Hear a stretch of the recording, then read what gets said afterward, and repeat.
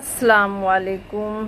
ایک روز حضرت فاطمہ رضی اللہ تعالی عنہا نے ایک روٹی حضرت علی رضی اللہ عنہ کو دی، ایک روٹی حسن اور حسین کو دی، ایک روٹی خود کھانے لگیں۔